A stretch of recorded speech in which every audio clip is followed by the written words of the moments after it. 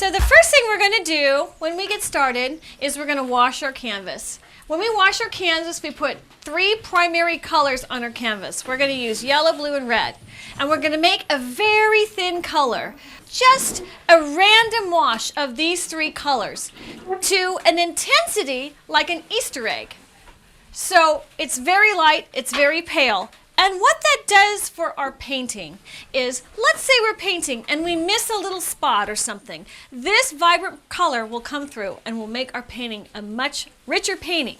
Also, as we're painting, instead of coming out with a white canvas and working against a white canvas, it's very distracting for the eye. This is emotionally and psychologically, it makes you feel like you're further along in your painting. So it's a good thing. This is our wash brush tonight, the fat brush.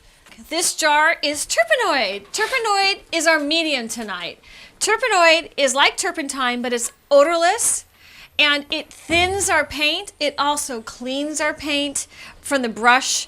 It can be used to wipe off a mistake in our painting with real paint. So it's what we use a lot. So what we do is we have the Turpenoid very thin, and we're dabbing it in our little... Shh. They're not hearing you, and that's not yours. Put that down. That is teachers. Oh.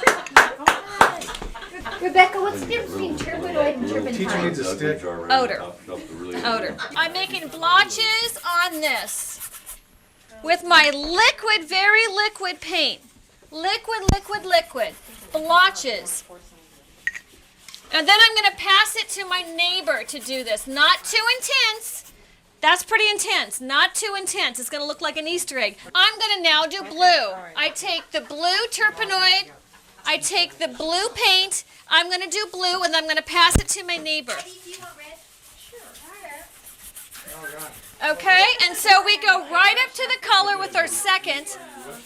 We go right up, but we do not cover it. Notice how my 2 colors are up to each other, but they're not covering. If I were to have my colors cover the other ones, it turns gray. And that's way too much kin in one splotch. Circles, soft shapes. Okay, wait. Soft shapes, circles. Brush, Tamara, that is way too dark. You're using Prussian. You're using Prussian. We just went over the color. Joel, she's 86. Cut her off. Circles. Round shapes. Ken, that's too much red. Take the red away from Ken. Ken, give Joel your Turpenoid. Give Joel, he needs to go. Joel. Here's the turpenoid. This is the red turpenoid. Oh, thank you. Lots of red turpenoid. Okay, then we do the yellow. We do the last color. It's random. Who has the blue turpenoid? I think it's right here. I think you just like saying turpenoid. Wait, I wouldn't add I've more. never even heard that word before. You know what? I've been a scientist for almost 20 years and I've never heard the word turpenoid. Now we take a cloth, and I'm going to use 1 cloth per color. So I'm using my 1 cloth. I'm going to start with my red. And I'm going to wipe it.